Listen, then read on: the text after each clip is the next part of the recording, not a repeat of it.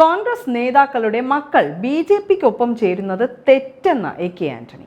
കുടുംബം വേറെ, രാഷ്ട്രീയം വേറെ എന്നാണ് തുടക്കം മുതൽ നിലപാട്. മക്കളെപ്പറ്റി എന്നെ കൊണ്ട് അധികം പറയിപ്പിക്കരുത്, ആ ഭാഷ ശീലിച്ചിട്ടില്ല. താൻ പ്രചാരണത്തിന് പോകാതെ തന്നെ പത്തനംതിട്ടയിൽ ആന്റണി വൻ ഭൂരിപക്ഷത്തിൽ ജയിക്കും. തെരഞ്ഞെടുപ്പ് പ്രചാരണത്തിന് പോകാത്തത് ആരോഗ്യ പ്രശ്നം കൊണ്ടാണെന്നും അദ്ദേഹം വ്യക്തമാക്കി. BJPയുടെ സുവർണകാലം കഴിഞ്ഞു. സുവർണകാലം ശബരിമല പ്രശ്നമുണ്ടായ കാലത്താണ്, അത് കഴിഞ്ഞു. ലോക്സഭാ തിരഞ്ഞെടുപ്പാണ് നടക്കാൻ പോകുന്നത്, നിയമസഭാ തിരഞ്ഞെടുപ്പ് അല്ല. ഇന്ത്യ അടുത്ത 5 വർഷം ആര് ഭരിക്കണമെന്ന് തീരുമാനിക്കുന്ന തിരഞ്ഞെടുപ്പാണ്. തിരഞ്ഞെടുപ്പ് ജീവൻ മരണ പോരാട്ടം തന്നെയാണ്. Do or die. ഇന്ത്യയെ വീണ്ടെടുക്കാനുള്ള തിരഞ്ഞെടുപ്പാണ്. ഇന്ത്യയെ സംരക്ഷിക്കാനുള്ള തിരഞ്ഞെടുപ്പാണ്.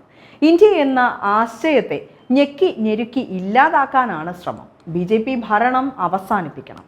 RSSന്റെ പിൻസീറ്റ് ഡ്രൈവ് അവസാനിപ്പിക്കണം. ഭരണഘടനാ മൂല്യങ്ങൾ കണ്ണിലെ കൃഷ്ണമണി പോലെ സംരക്ഷിക്കപ്പെടാനുള്ള തിരഞ്ഞെടുപ്പാണ്. മോദി വീണ്ടും അധികാരത്തിലെത്തിയാൽ ഭരണഘടനയും ജനാധിപത്യവും അട്ടിമറിക്കപ്പെടുമെന്നും അദ്ദേഹം പറയുകയുണ്ടായി.